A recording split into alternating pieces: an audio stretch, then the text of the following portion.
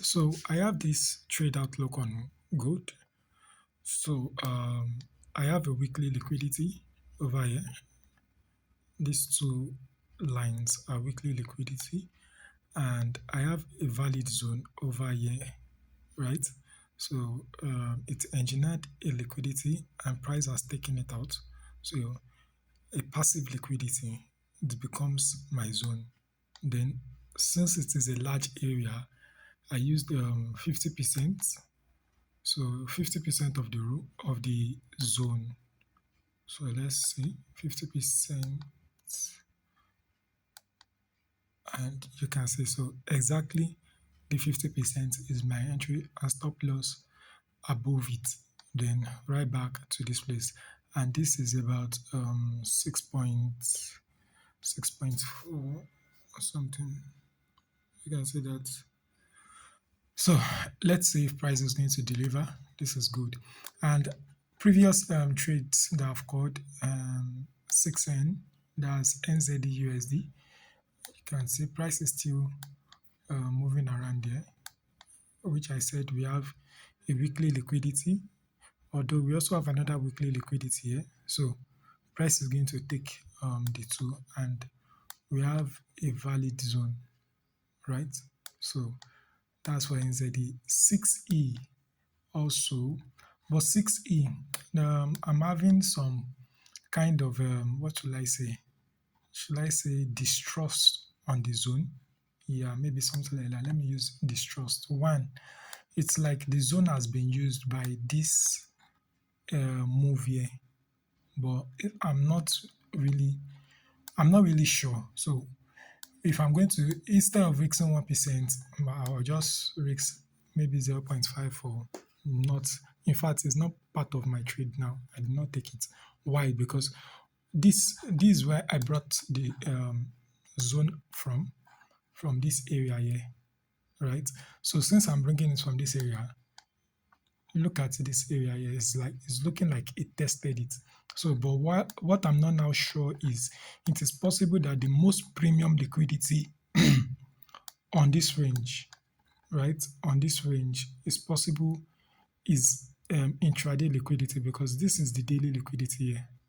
So below it, we can have intraday liquidity. So if there is intraday liquidity below it, then it is possible price came to take the intraday, not the daily liquidity. So it will still be what? It will still be valid. Another thing again is this that cut through it too. It's not meant to be liquidity. But I can see another thing that cut through it, which is this one. I can say, okay, price took that liquidity and we can have the sell. So I'm skeptical with it, but it's still right. Still something I can risk. But I did not take the trade because of my account size, right? Then 6B. 6B, price started selling from a daily zone, right? Which is meant to come and take out daily liquidity. But price has not yet completed its auction, its objective, which is this daily liquidity. So price has not yet touched it. So I'm still expecting more sell. Then secondly, this more sell now. So how will I be able to enter? When price started retracing back, it engineered another daily liquidity over here, which you can see the DL. So that daily liquidity, um, I'm expecting price to now come and use this area. I don't know if you can see it very well though. Yeah, it's clear now. This is a daily zone, which I brought from the left side. Now, above the daily zone, we have a daily liquidity. You can see there. But price cannot take out this daily liquidity just yet. Why? Because of where price is coming from is not a valid daily zone. Although, but, although it can be using another sessional or intraday liquidity, right? So it can be using intraday liquidity for maybe any kind of intraday liquidity that is above here. But I doubt so. Why? Because this is very close to the eye. I mean, the daily liquidity is very close to the high. So except that price, so I'm expecting price to come and use this area. So let me give it breathing space. So above the liquidity itself, right? And it's still a good risk to reward. What's the risk to reward? About 10R. You can say that 10R. So, and why am I taking it back to? I'm taking it back to at least the daily liquidity that was engineered on this trend. So that's for 6B and 6A. 6A, that would be AUD USD. So the one I finished talking about was GBP USD. So this is GBP USD. I've talked about Euro USD. I said the area is reacting from. It's a daily zone, but I'm skeptical with it because of this retracement that happened there. Then 6A, which is going to be AUD USD. So on 6A, that one I have a clean zone, which is at this place. So these two did not form liquidity, but the aggressor changed participants. So sellers took over from buyers. So from the point where sellers took over from buyers, that's my area of interest, which I marked out. And where is my target? This is my first target here. This daily liquidity over here. So TP1.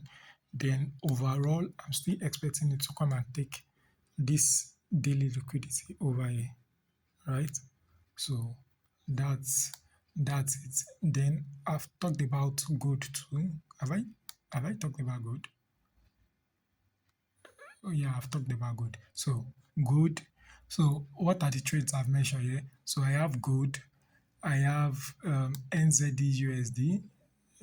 I did not okay, NZD USD. I have Euro USD. I have GBP USD, and I have AUD USD. Okay, I think I have one other one. AUD USD. This is AUD USD. 6S, which is USD CHF. USD CHF also. This is what I have there. I have this daily liquidity, right? And not this one above, although that one is also, but if price is using this one did not have the capacity to come and take the daily liquidity above. So this daily zone I have can sponsor for this intra what should I say? Let me just this daily zone, it can sponsor for this daily liquidity over here. So I still have this one over here, and price is still dancing around, right? So that's just, and this one too is up to 6R, right? So that's all I have for you guys. So don't forget, I'm just giving my own perspective to the market. I'm not saying I'm 100% sure, and I'm not the market maker, but this is my understanding on the chart. And I use Hendry's opening range concept. That's how I trade. See you in the next one.